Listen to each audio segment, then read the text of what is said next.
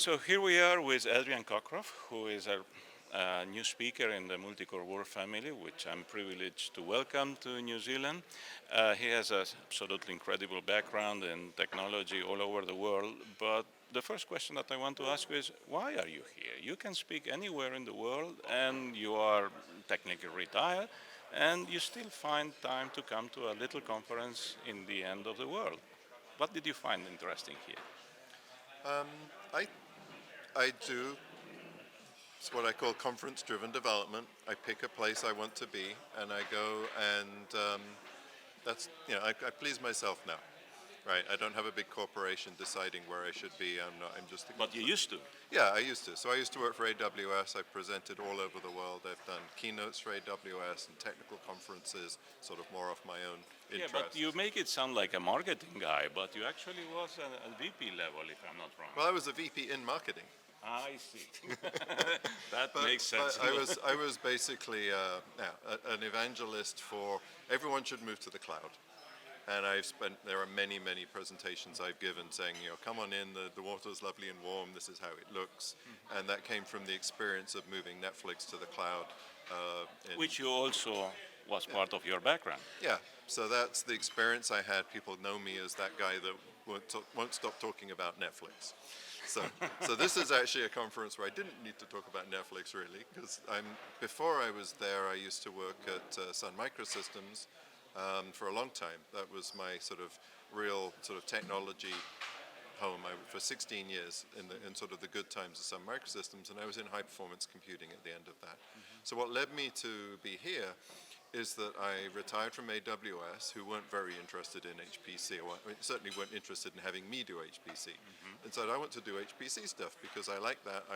It's a leading indicator of where the industry is going. I'm always interested in the next generation hardware and what you're going to do. Which is with a good definition. It's a good marketing for Multicore World. Thank you for that. Yeah. Keep going. And so I was at Supercomputing 22 with Shaheen Khan, Yes. who I used to work with, and he introduced me to this guy. And said, That's "You me. Nicolás," and said you should pay attention to what he's got this little conference thing, and looked at that, and then I met and then said, yeah, that maybe we'll do that, but not like a few months later, but a year later or so we're here. So that was sort of the path to get here. And separately, this is my second visit to New Zealand. I was here about a decade ago, again for a little conference that I've looked interesting. But I've also become more involved in New Zealand in general. There's a guy called Mark Bregman, who is an Edmund Hillary Fellow. Yes. Right, I got to get the term right. And he's got a venture capital firm that invests in New Zealand, and he used to be my neighbor. I met him at the local winery. This is how In California? in California, near Silicon Valley. This is how Silicon Valley works. Your neighbors are venture capital people, and over time you get to know them. So I met him multiple times. He's an interesting guy. And I met him again at another event somewhere, and he said, "I've got this fund, and you should get involved in it." So after a little while, I'm an investor in the fund, and I'm a venture partner, which means I help him with selecting and making the investments You're profitable. interested in technology from New Zealand or for New Zealand? He only invests in New Zealand. So, but he's moved to Auckland, and the idea is that to connect New Zealand technology companies with Bay Area expertise and connections. So Which is something that has been tried before for years, because at the end of the day, I always say that New Zealand and Silicon Valley is just a bad night's sleep. What do you think that will make different this fund versus others? Do you have some track record that will make it different, or Mark has a different track record? I think Mark has good connections.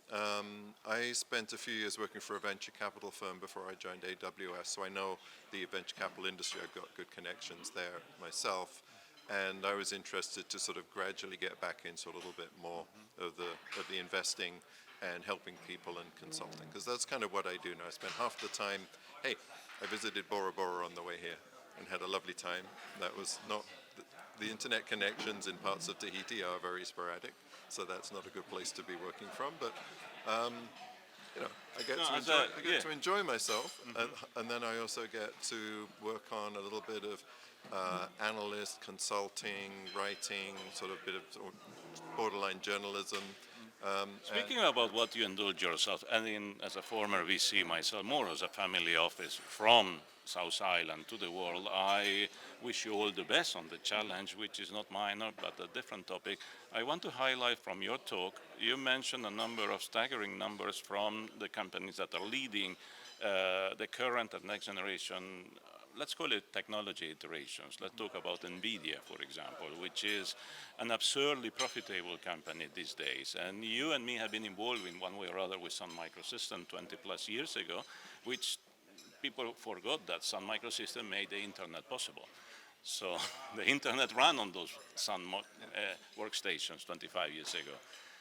Would NVIDIA have the same dominant, well, it has these days, and would have the same life cycle that Sun had? I think right now they are the most interesting company. They're growing fast. They're very profitable. They have very good leadership and culture. I have many ex-Sun friends who actually work there now, and they're very happy. So it's a interesting example of a company that's at the top of its game, that has sort of hit the wave in the market, and they have money now to do anything. And the And do question, you think that they planned to do that in the early 90s? It was a master plan or just came together? Because Jensen was saying 2 days ago in Dubai or Abu Dhabi that every country needs to have its own sovereign AI, whatever that means. So he seems to have a master plan, something that people at Sun, I don't remember that they had. Apart that Sun, the network is the computer. I mean, do you want to sell your computers to everybody? Yeah. I mean, that's all. The plan is, I've got the computers, you should buy them. I don't think there's much beyond that, really, other than you should have it. But what they've designed is a really interesting thing. So a few years ago, I started thinking about very large memory systems. I'm mostly known for the sort of microservices, which people think of as small, right?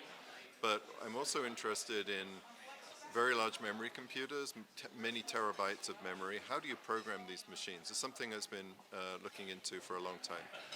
And I think I started calling them petaliths, and as a petabyte scale monolith. Like, if I've got a petabyte of RAM connected, in one machine, how am I going to program? And we're kind of getting to the point. So the latest architecture from NVIDIA that they're shipping this year has 250 terabytes of RAM and 40 terabytes of GPU RAM in a single cache coherent image.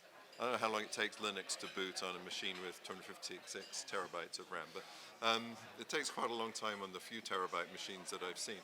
So I don't know, how do you program that? This is what I find fascinating.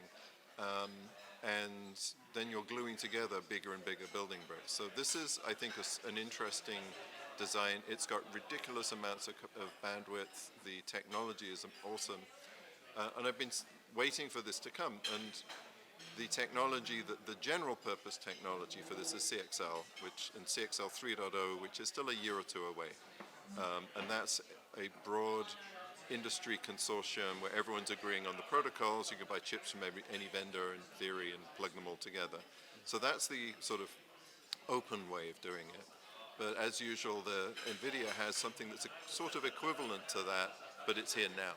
Yes. They're a year or two ahead of the market because they don't have to go in a consortium with everyone else. So they're sort of taking over so you could CXL maybe eventually emerges as a competitor to the architectures that we're seeing from NVIDIA now. And I did a blog post after Supercomputing 22 where I talked a bit about the petalith idea and CXL and why I think that's interesting. And then the challenge of how do you program this thing? And I don't think anyone's figured out yet how to program something with that bigger memory system in it. And that's the cool problem. It's probably a topic for the next Multicore World, which we can address. And again, thank you very much for being with us here in Christchurch, New Zealand, for the 11th Multicore World. Hope to have you next year as well. Yeah, I hope to be back as well. Thank you very much.